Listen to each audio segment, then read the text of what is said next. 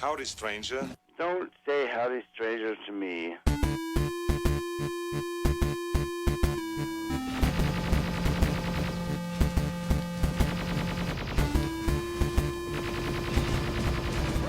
Hi, I'm Chief Master Sergeant William Candy. Shut up! Shut up! Shut up! Hi everyone, it's the 2 Minute Terminator. It's the first episode of the 2 Minute Terminator. 2 Minute Terminator 3. No, that doesn't sound right, does it? T3? The T3, 2 Minute T3. 2 Minute T3. Yeah, it's the first episode of the 2 Minute T3. We are going from minutes 0.0.0. Fat, drunk, and stupid is no way to go through life, son. To 2 minutes.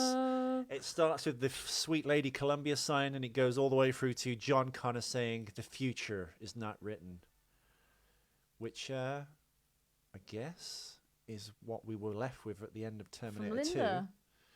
But then he says what he says. What he says. We'll get to that when we get to the last 2 minutes. We will get to that. We have our host, Ethan McKinley. Hello, everyone. I'm Ethan McKinley, your host.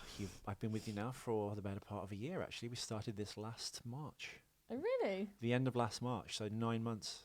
Fucking hell.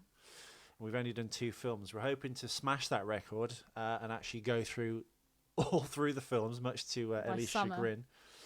I think when we get to Genesis, it'll pick up again. Having said that, when we get to Salvation, I think there's so much to hate in that film. It might actually be funnier, than. I'm hoping that that's going to happen with this film too. I don't know. I still have not watched this all the way through. I've watched this all the way through. You've never seen it? I went to the fucking cinema and saw this. I saw this at the cinema and walked out. I've skipped through it back and forth, so I'm familiar with it as if I've seen the film. Here we go. There is no fate but what we make for ourselves. No fate. No That's fate. a homage back to Sarah carving no fate into the. Well, it's the last thing she kind of says, or kind of at the end of Terminator 2. The future is not set. In this film, I guess Jonathan Mostow, the writer-director, says there is fate. This will happen. You're just postponing it from different times. So the timeline actually changes in this, I guess. Inconsistency again, guys. This movie's well, that's the thing. The weird thing about all the Terminator films, which I should have mentioned in the last episode, the kind of preview of all this crap when we went through all that trivia, is do you know each of the Terminator films has been made by a different company? Yeah, I've noticed that. You can We've kind got rid of Studio Ciano, by the way. We have. Now we're going to have to do battle with C2 Pictures in Colombia. No, because you've learned that all you need to have is a little black box around it. Maybe, but yeah. It'll be fine. I don't know. It's fine. It's a new. You know what? I'm sure Oliver Harper, who's got into trouble with the Bond people, he's been in trouble with the Broccoli's and Sony and Columbia over the Bond series. And he's still and going. MGM. No, you know what? We might be okay. Sorry, listeners, sidetrack, but MGM owns Terminator 1. Mm-hmm. They've not bothered us at all, No. and Terminator 1's been up for the better part of a year. Yeah. Sony Columbia, who make the new Bond films, who now own the Bond franchise, I think, have given Oliver Harper, of Oliver Harper's retrospective, check out his YouTube channel, really good, have given him a bit of problems with his Bond retrospectives. So I think if we get any problems with this, because it's Columbia... It gets people to watch the fucking films, though. I don't understand what their problem is. It's not profit. It's not like a profit-making thing. No, but if it could be, if this was actually a popular podcast, we could theoretically make money off it, because people could send us money for... Like Patreon. Like Patreon. Check us out on patreon.com. If you send money, probably after this weekend, we will actually get it. I didn't set it up properly, so we're not getting it. We're all getting it. That's been the problem, because some listeners have said, I've tried to ding you some cash as a thank you for all your hard work, and it wouldn't work. So we'll get to that. I'm just saying, basically, Oliver Harper might be able to help us if Columbia give us any static. It is, of course, made by Columbia Pictures. This is Terminator 3, directed by Jonathan Mostow, who is famous for directing U-571, which is the submarine drama. He did Breakdown, that road movie / horror film that I told you about with Kurt Russell, which you still haven't watched yet. No? Is that new or old? Kurt Russell's car breaks down in the desert. This trucker pulls over and says, "I'll help you." And he goes, "Well, I'll stay here. No, you stay with the car or I'll come back." Or he goes with her, or his wife goes. One of them goes, and then the wife disappears and he has to try and find him. He directed the 2009 film Surrogates of Bruce Willis about clones, which I haven't watched. And the latest film he did, which was A Hunter's Prayer. Sorry, The Last Ship, which is 4 years later. So I can only assume he was in a thing called director jail. We've discussed this before, Ellie. You know what director jail is, don't you? You do a film. Please explain to me. You do a film and it performs badly at the box office. So then you're in a thing called director jail. So basically, you end up stuck in TV world, directing TV episodes. Oh, yeah, and you don't do movies anymore. Or they don't hand you that amount of cash ever again. You can't be trusted. If you haven't seen the last episode or listened to it, basically we found out that 187.3 million was the budget of this film. This is in 2003. That's 12 years ago. Fucking mental. 29.25 of which million went to Arnold Schwarzenegger as a paycheck. Unheard of amount. And he gets bonus on top of that. Plus 20% of the grosses. And 1.5 for 1.5 million for limousines, gyms, ensuite fucking bedrooms on set. So he basically got $100 million dollars basically for doing this film, and it only did 400 million worldwide, ish, basically. Yeah, Terminator 3's box office domestic total was 150 million, so that doesn't even cover the production budget of the film. Now worldwide. Foreign, it did 283. So worldwide, collectively, those two things together, according to Box Office Mojo, it did 433.371 million. Whoa. Which really is kind of just almost double what it got back. So it got back its budget again. Now, you know, Ellie, of course, whatever a film spends as a budget on a film, usually, they don't ever say this, but they double it. Off the books, of course, and that's what the marketing is. So if a film costs 100 million to make, they will spend that much money again to make posters, billboards, marketing, internet commercials. Marketing, that word encapsulates it all. Yes, exactly, Ellie. So we could argue that this film cost nearly 400 million, inclusive of marketing, to make, and it only made 433 million. So I can only assume... I mean, that, take off the table like DVD and stuff. So let's say it did 600 million. Even so, a studio would consider that a flop. A flip-flop. And not really worth investing in. So. And yet they still carried on making Terminator movies. Well, no. I mean, 5 years elapsed until 2008. Well, because this was a two-part thing, though, wasn't it? It's like we discussed in the last episode. Yeah, well, it was meant to be this, then Terminator Salvation. And then Project Angel or something. And this was meant to come out in 2001. But actually came out in 2003. Yeah, and 2003 was meant to... attack! Was the other way around. 2003 was obviously meant to be Terminator Salvation. That didn't happen until 2008. Why Project Angel? Well, because they give different film titles different things to kind of steer... It's not Mission Impossible, for fuck's sake. No, but they give film titles different things to steer away fan attention. I can't remember what Star Wars The Force Awakens was called, but I know... The fake name for the movie Return of the Jedi when it was being filmed is called Blue Harvest. Oh, is that why Family Guy did a Star Wars episode called Blue Harvest? Yeah, because that was the fake working title for the film. Yeah, it basically it More stops people because they were filming the Jabba's sail barge sequence in Arizona. Shut up, Ellie. This is proper.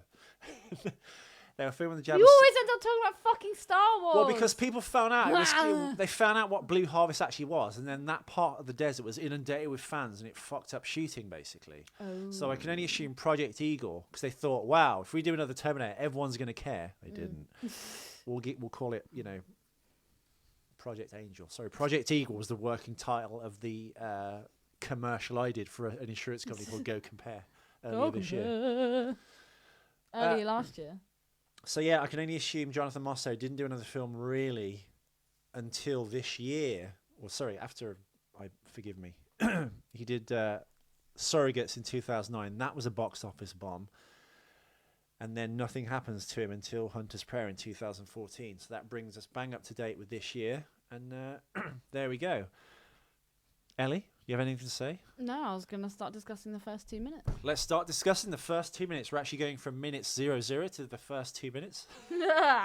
Nothing much happens. We see two pictures. I was like, do we start this from the music? No. Straight from Colombia. Oh, yeah, no. We always start with the... You old slag. I didn't say that. No, I said that. Oh. Oh, you calling me an old slag? Great, I'm thanks. not calling Columbia an old slag. Come on, Ethan. Eat some more sweethearts. Well, here you go. You want a bit of Illuminati kind of information? Always. Always, okay. Always. Love a bit I'll of conspiracy. Well, Columbia allegedly Columbia. is an Illuminati symbol. So if you look at the Columbia symbol... Let me see if I can pick them out. All right. There's only two things. I'm not sure if I mean, I've not looked into this stuff for years. Well, I can't see any triangles and I can't see any eyes. No, but Columbia is a little bit like the Statue of Liberty. She's an archetype. She's a goddess. She's holding the light of illumination above her, Okay. which is, I guess, enlightenment and education. Mm-hmm. And she stands aloft on top of these steps, Yep. which is a bit like the pyramid. Pyramid, yeah, on the The thing dollar bill. apparently that all the conspiracy people go crazy for is the fact her hand here, which is holding like the sash around her, her gown. She's pointing down. She's pointing down. So she's pointing down, and she's holding aloft, obviously, the spoils spoils, the knowledge that's hidden from those from below everybody her. else. Yeah, allegedly. I wonder if there's any kind of symbolism behind the blue as well, because blue is like a royal colour, isn't it? Yeah, I mean, I'm obviously paraphrasing it. No, still though, it's interesting. Love a bit of Illuminati-ness. That's a real word. I can't tell if this has been paused or not. They've kept the original font of writing. Well, they have. That's the Terminator font. That's the one we've obviously used on our stuff as well. I know. I just like the fact that there is at least some continuity. Well, Andrew Vajna, of course, who Ellie finds hilarious, the producer, and Mario Kassar. They did the Rambo films with Stallone. Obviously, I keep saying Obviously. Having that, obviously, is this season's having said that. Having said that, I used to do that with basically. Everything was just basically. What does basically actually mean? Well, they Basically. and he said it again. I went obviously. Basically Carolco went bust, and they bought back the Terminator rights. Half of it went to Gale Anne Hurd, which was James Cameron's ex-wife, who was the producer of the Terminator films and Aliens, etc. She bought them for $7 million. They bought the other half for $8 million, and together they produced a new Terminator film under the new banner of C2 Pictures, which has got the most awful jangly theme ever. It starts off really cool. And then it's like this weird south of the border kind of Patagonian panpipes twinkle twinkle music, as if you're like on holiday in bloody Twinkle, twinkle. Here we go. Play it? Yeah. Oh, not quite. That's the Intermedia thing. It's just like awful, really shit logo, isn't it? Beautiful blue sea though. What is this? It kind of makes me think of True Lies. Now this bit. It's a little cowbell. Didn't need the cowbell. It was like stately and cool. It's the one time I will disagree with a cowbell. Yeah. Normally cowbells are great. Now, as it's such a dry kind of episode because nothing really much is happening, C2 Pictures, as we explained, is the new Carolco Pictures. Do you know what the C2 pictures? The actual C, it's all kind of like. It's like cogs and things like that. It's quite Terminator-y itself. What I need to look into. It's like Cyberdyne. Yeah. It's a little bit like the thing I was about to say, which is the Synergy Pictures logo as well, which is like a glass C which spins almost like that. And they did the Judge Dredd film, and that's, I think, Mario Kassar and Andrew Vajna. So I'm not sure if they had that as a side project. Fuck, I haven't seen Judge Dredd in years. Which one? The first one. Well, there's two first ones. Oh, shit. There's 2010's Judge Dredd, which is closer to the Brian Boll and John Yeager. Fuck, I'm so sorry for forgetting your name. I'm so sorry. I'm so sorry. Carl Urban played Judge Dredd, and they kind of got the helmet and the look bare and right, and he's trapped in an office block, and there's like a block war going on, and it's a bit like The Raid. He's stuck in a building. It's quite claustrophobic. It's like quite well shot. There's this like drug that they inject into themselves, which slows everything down, and they did it with like this weird slow-mo thing when everyone's really high. And they're all getting shot by Judge Dredd, and the heads are exploding in slow motion. No, that's not what I've seen. No, the Sylvester Stallone one is the 1995 Synergy Pictures. Danny Cannon directed that, who really good director. And it's got the dude from Blade in it, right? Does it? Well, what am I thinking of? No, the thing that fucks up Judge Dredd basically is Rob Schneider. I'm confusing it with a different film. No, you're not. Am I not? What are you thinking of? That's what I'm trying to think of. It's Sylvester Stallone. He's like a cop. And It's the the- law. It's the Three Shells toilet. Oh no, that's Demolition Man with Wesley Demolition Snipes. Man, Wesley Snipes. And he's got a blonde That's blade what hair. I was thinking about. Yeah. Fucking love that movie. It's so shit. It's great. Yeah, sorry, John Yeager. I meant John Wagner was the writer of the Judge Dredd. You know someone called Wagner as well. And that starred Amanda Santi as Rico, Judge Dredd's twin brother, and Rob Schneider, who kind of cocks it up playing Fergie. I think the actual look of Mega City they got spot on. They didn't get it right in the new Judge Dredd with Carl Urban, but it was obviously made by Synergy Pictures, which was a little bit like C2 Pictures. I'm going to do some more research for the next episode and find out if it's actually the same thing. So, Bit of homework there. So we've got the beautiful sea with the bad music. yeah, We've got the Intermedia. C2 pictures, Yeah. Intermedia. We've got the Terminator We've font. got the Terminator fonts. Do you remember what that was called? The Terminator font. Is that actually what it's technically named? It didn't exist until In Terminator association 1. with C2 Pictures and Moscow Live. Mostow. You think to say Moscow, but it's Mostow. Jonathan It's Mostow is the director. preconception, isn't it? Your eyes, they don't look properly. Your and, eyes, they don't look properly. And you got Arnold Schwarzenegger, then you got a little bit of like Spreck from John Connor. That's the ticket. Yeah, so all I can say for this episode really is a week of miniature work took 3 months with computer graphics mixed in to make Los Angeles of the future appear. But do we even see that though? You do. I think it comes As in the last. as we fade up, basically, literally we the see last an second. explosion. Just as John Connor says, "There's no favour what we make for ourselves," which turns out to be a lie, and it throws that out the window and A lie says is a you lie. can't escape fate. Essentially, another weird thing about this is no, it's not, is it?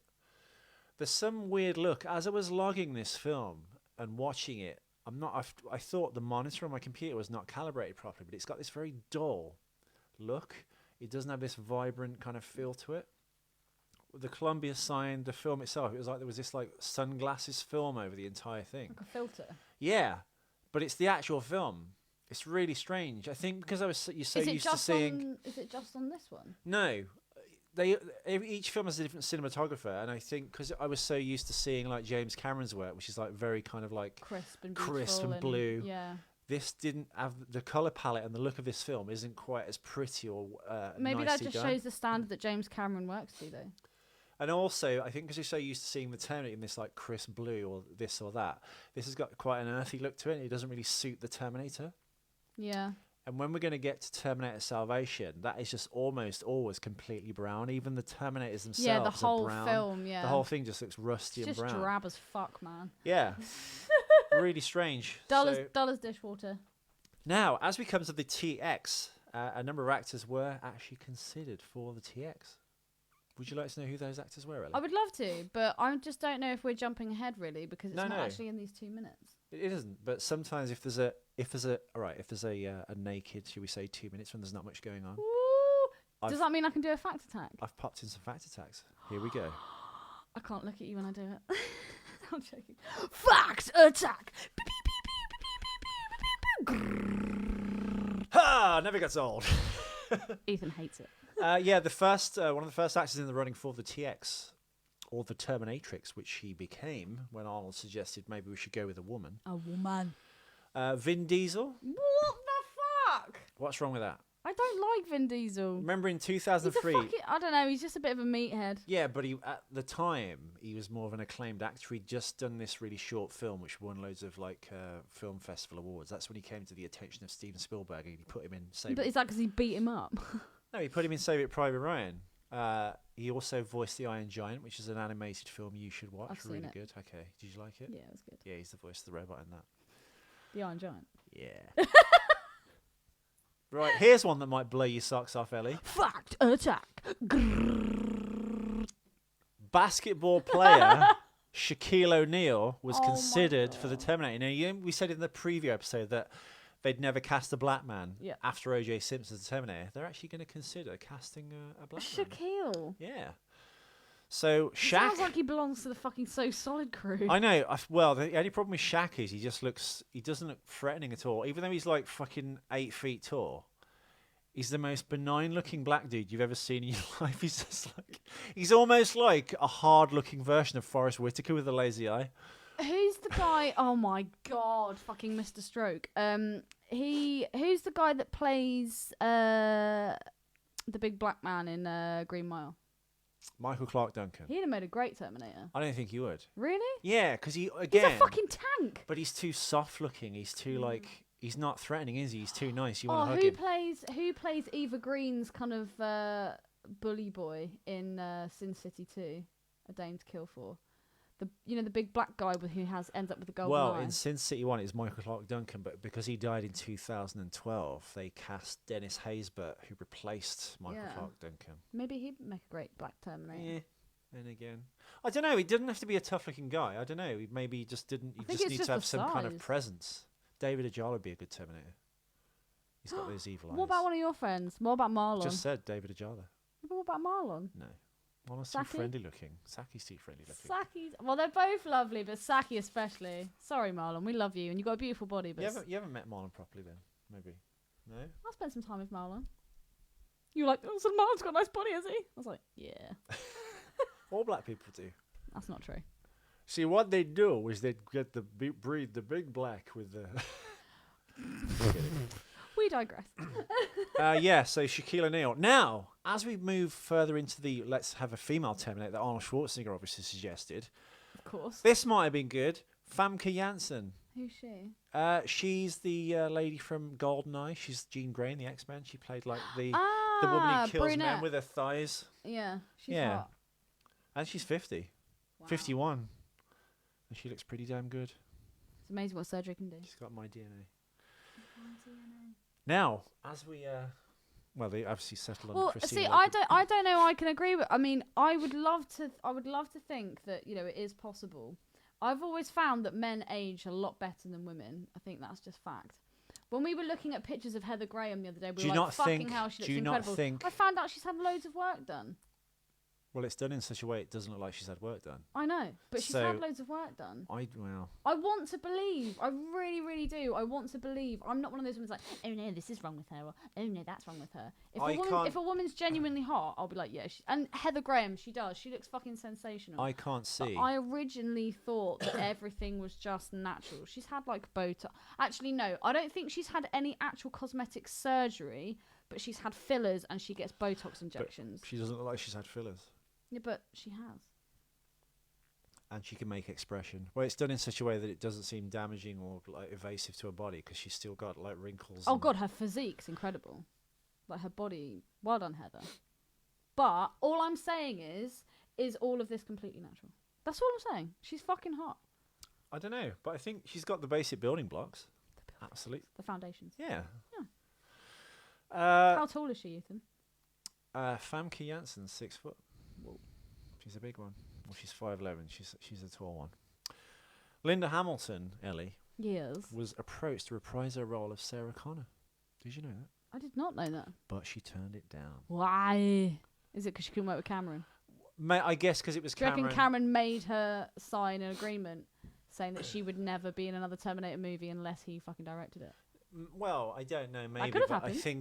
I think as an actor, the story did kind of end then. You couldn't really come back after that. Yeah, and it's written as an enclosed story, and Cameron hasn't even returned to the Terminator franchise because of that. You kind of because they've closed the story, and it doesn't. I suppose you can admire that in some way that it's not about the money for them. So it's like if you got the money, that story really has ended. And I think, as I said before earlier in the episode, 4 different studios have done each different film, and that's indicative of the fact that that's why the film is kind of such a mess. A little bit like the Highlander films. You don't really like the first Highlander. No. It's not that great. Well, all the flashbacks I really like. All the stuff in Scotland was great. I love Sean Connery. Sean was fucking brilliant. There's bits to love in it. But it's just the weakest storyline. I just don't get it. Well, it's not. It's a great storyline. In fact, if you remade it, you could do a really good job in it. It could be a bit like the Dracula story. He loses the love of his life. Dragonheart, fucking amazing. Well, see, listeners, this is where we are. She shits on Highlander, and then lionizes Dragonheart. It's a dragon with the voice of Sean Connery. What more could you fucking want? I just think the Highlander story could be done good. It could be done as a tragic love story. Basically, if you mixed. Basically. Have I said basically twice, haven't I? 3 times. Sorry. Having said that, it's a tragic love story in a sense. He never loves again because he's immortal. He doesn't want to ever risk feeling that way again. A little bit like me. I'm kind of immortal as well, aren't I? Oh God, this guy never dies. No, but you've got someone moving through history and changing and becoming this different person, and they've got this incredible like not knowing why they're immortal, this awful weight of like thing. They can't ever die, and all they feel is pain. You know, I think a good Wolverine movie, if they ever made a good Wolverine movie, Highlander mixed with First Blood, but you've not really seen First Blood yet. You've seen the first 20 minutes. But if you took those two elements and put them together, you'd have the perfect Wolverine movie. Or you'd have the perfect Highlander movie. I just think it was maybe badly handled. But I think for the time, and I think the idea is great, they just kind of mishandle it. It's a vampire story, essentially. It's about immortality. I just don't think it was that well handled. You think? I think it's still pretty good. I think the flashbacks and stuff, when he sees something in like his room with all the things he's collected over a time in his life, and he sees something, then he reminds him, and then like he's suddenly back in Scotland. Maybe it's the way it's shot. I don't know.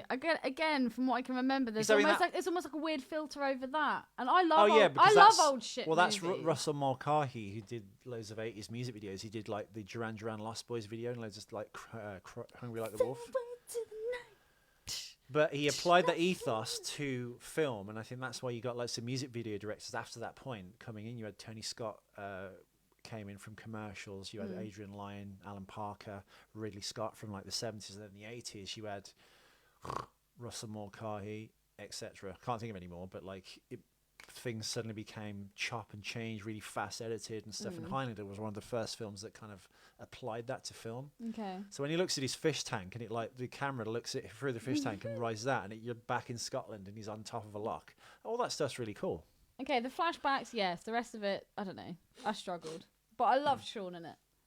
And I don't know, I'm a massive fan of the main actor. What's his name? Christophe Lambert. Yeah, I'm not a big fan. He was chosen because he couldn't. No one else wanted to do it.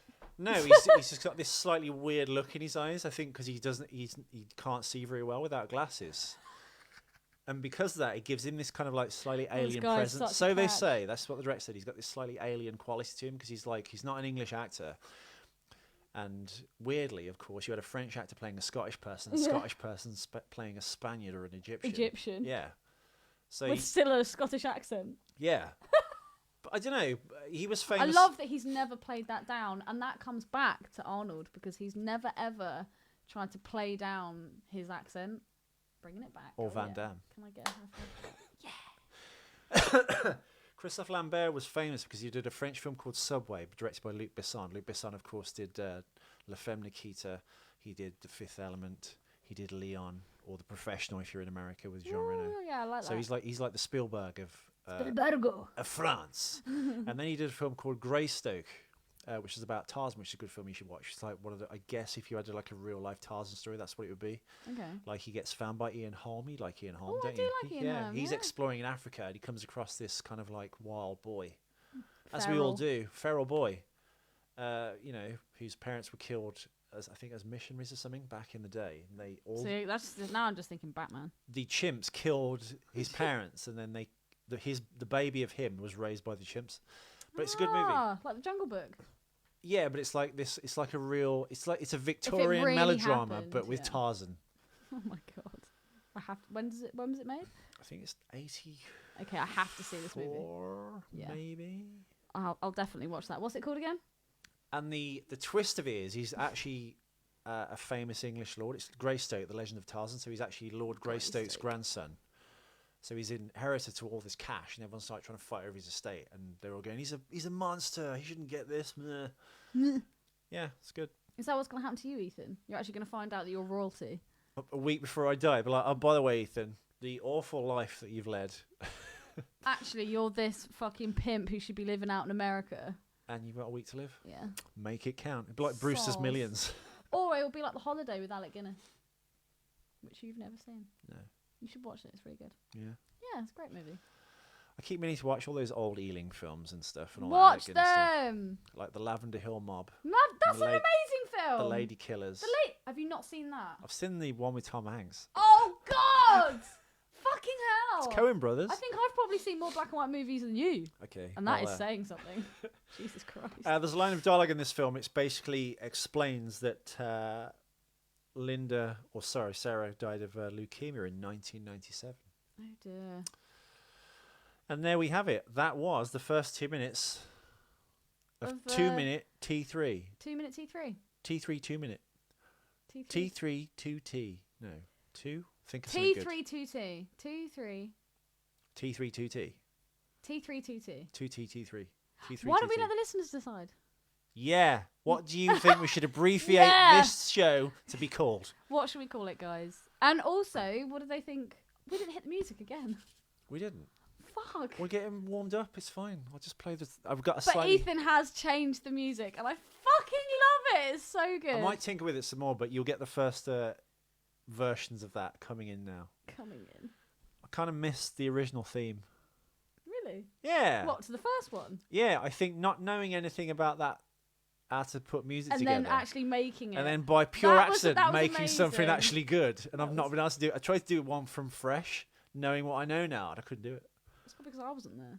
No, it wasn't that. It's just that I didn't have that kind of like creative. It just happened by accident. That theme tune, Terminator 1. Well, maybe we should spend some time and try and make one for Salvation. Oh no, there'll be different ones. It's you. Let's make one from scratch. If we're talking about this, you've already heard this fucking theme tune, listeners. It's just like elements Of the past, past, elements of the future. Yeah, putting two things together that aren't quite as good to make something less. Anyway. Thank you for tune listening. in. Tune in 20 minutes. No, I'm not doing any more. I've got Ellie's, to go out. Ellie's got shit to do. We shall return tomorrow. Tomorrow. You've got a double episode to get through. You've got like To 40 get minutes of through. episode 1. You've got how long? 31 minutes of this bad boy. We're doing well. We did. And Oh, we're dude. getting the facts out. We are. Well, I mean, you've had it easy with this first one. From now on, every episode is going to have every cock up and goof, every bit of trivia, and every bit of this and that. Yeah, that's but ever I'm happened. looking forward to that. Yeah, it is. I mean, it's not going to be like exhaustive, but it's like there's going to be enough there It's to going to be a kind bit more structure. Yeah. We'll actually talk about the movie We will. and maybe a little bit of what's going on with Because that. as you said in the last episode, Terminator 1, I guess, was good. Because Yeah. we talked actually about the films. Facts and shit. And then Terminator guess- 2, because we liked it so much and I felt I guess we were kind of honing down on it in as much detail as the first one. We kind of just sort of like, fuck that. Let's talk about all this well, there's a crazy lot shit of that's like been crazy going on. turmoil happening in our lives as well. Yeah, loads happened last year. Yeah, including like copyright infringement, Oh god, that was ridiculous. Death. death or Mau Mau. Death by Mau Mau. Right. Ethan. Sorry to keep you waiting all this time, listeners. We're glad you're back. We are back. We will be back every day from now on, Ellie, by hook or by crook. And we're going to finish this Terminator Salvation and Genesis before, hopefully, the end of the summer. And then, listen to this. I had the idea the other day, and I've just sprung it on Ellie, Oh my that god, I'm terrified. if we're going to be completist about this, Oh god. we should do the Terminator, the Sarah Connor Chronicles TV show as well. I might slip my wrists, but we'll see. I've never watched them. We'll give it a go. You know what? We're going to bang these out every fucking day. We're going to get good. We're going to have a structure. And we're going to get more professional. We need to sign this off because I'm busting for a pee. And then we're going to get a job in radio. Yes. Hasta la vista. Baby. You mother. Howdy, stranger. Well, fuck you, stranger. I'm Arnold Schwarzenegger, and I'm stupid in my head. I'm Arnold Schwarzenegger.